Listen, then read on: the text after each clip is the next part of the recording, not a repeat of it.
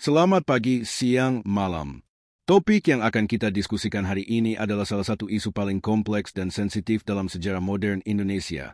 Aspirasi kemerdekaan yang pernah dan masih ada di Aceh dan Papua. Tujuan kita bukanlah untuk menghakimi atau memihak, melainkan untuk memahami akar persoalan yang menjadi dasar dari gerakan-gerakan ini.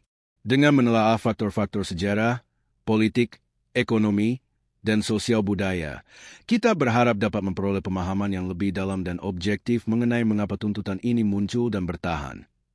Ini adalah rangkuman dari berbagai argumen yang pernah dikemukakan oleh kelompok-kelompok yang menuntut kemerdekaan untuk Aceh dan Papua.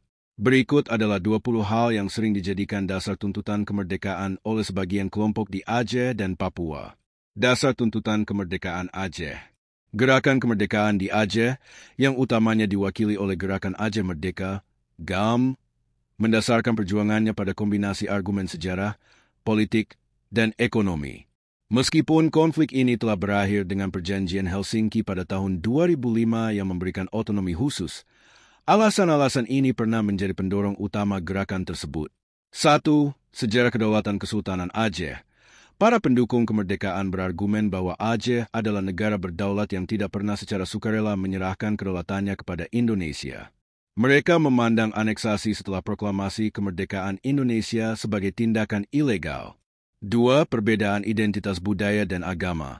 Aceh memiliki identitas budaya yang kuat dan sejarah penerapan syariat Islam yang mendalam, yang dirasa berbeda dari mayoritas wilayah Indonesia. 3. Janji yang diingkari. Sebagian kalangan di Aceh merasa bahwa janji-janji yang diberikan oleh pemerintah pusat pada awal kemerdekaan Indonesia, termasuk mengenai otonomi dalam penerapan syariat Islam, tidak ditepati sepenuhnya. 4. Eksploitasi sumber daya alam. Aceh kaya akan sumber daya alam, terutama gas alam. Muncul persepsi luas bahwa pemerintah pusat mengeksploitasi kekayaan ini tanpa memberikan manfaat yang sepadan bagi rakyat Aceh, yang memicu ketidakpuasan ekonomi. 5. Pelanggaran hak asasi manusia, HAM selama periode konflik, terutama saat status daerah operasi militer, DOM, diberlakukan, terjadi banyak kasus pelanggaran HAM berat yang dilakukan oleh aparat keamanan. Luka sejarah ini menjadi bahan bakar bagi tuntutan kemerdekaan. 6. Kekecewaan politik.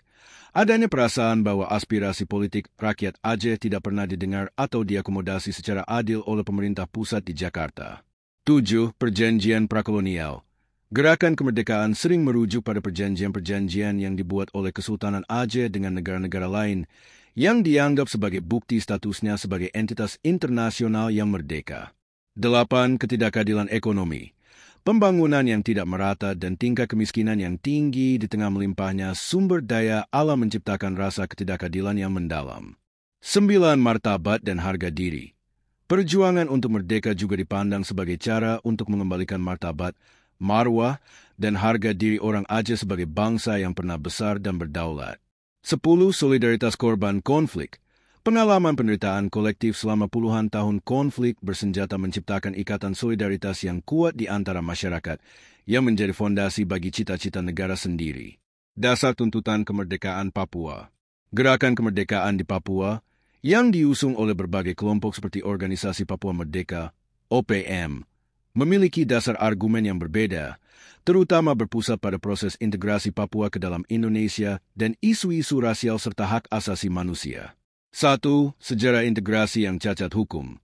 Para pendukung kemerdekaan menolak keabsahan penentuan pendapat rakyat, PEPRA, tahun 1969, dengan alasan bahwa proses tersebut tidak demokratis, penuh intimidasi, dan tidak melibatkan seluruh rakyat Papua, prinsip one man, one vote. 2. Perbedaan ras dan etnis. Banyak orang Papua merasa memiliki perbedaan ras, Melanesia, dan budaya yang sangat jauh berbeda dengan mayoritas ras Austronesia di wilayah barat Indonesia, sehingga merasa lebih dekat dengan negara-negara Pasifik. 3. Pelanggaran HAM yang sistematis. Sejak integrasi, terjadi berbagai kasus pelanggaran HAM berat, termasuk pembunuhan, penyiksaan, dan penghilangan paksa terhadap aktivis dan warga sipil Papua. 4. Eksploitasi sumber daya alam besar-besaran.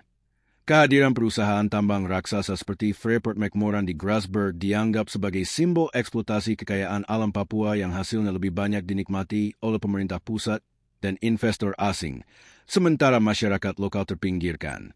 5. Marginalisasi dan diskriminasi rasial. Orang asli Papua, OAP, merasa semakin terpinggirkan di tanah mereka sendiri akibat program transmigrasi dan migrasi spontan dari wilayah lain di Indonesia. Mereka juga sering melaporkan perlakuan rasis dan diskriminatif. 6. Kegagalan otonomi khusus.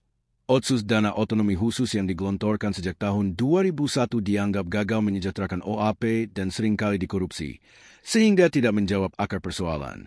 7. Janji kemerdekaan oleh Belanda. Sebagian kalangan Papua berpegang pada janji proses dekolonisasi yang akan diberikan oleh Belanda sebelum wilayah ini diambil alih oleh Indonesia. Bendera bintang kejora adalah simbol dari janji ini. 8. Kerusakan lingkungan. Eksploitasi sumber daya alam secara masif telah menyebabkan kerusakan lingkungan yang parah di berbagai wilayah Papua, merusak hutan adat dan sumber penghidupan masyarakat lokal. 9. Militarisme berlebihan. Pendekatan keamanan dan kehadiran militer yang masif di tanah Papua menciptakan iklim ketakutan dan kekerasan yang terus-menerus, memperkuat keinginan untuk memisahkan diri. 10. Hak penentuan nasib sendiri.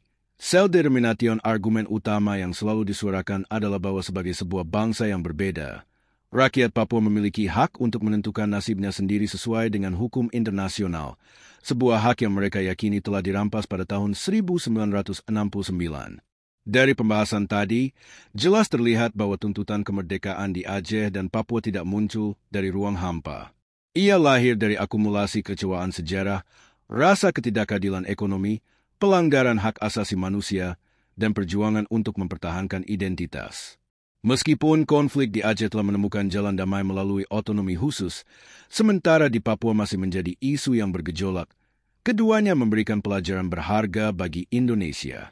Sebagai penutup, mari kita refleksikan bersama bagaimana kita, sebagai bangsa, dapat membangun masa depan yang lebih adil, di mana setiap warga negara merasa dihargai, didengar, dan menjadi bagian utuh dari rumah besar bernama Indonesia, sehingga akar-akar persoalan seperti ini dapat terselesaikan secara tuntas dan bermartabat.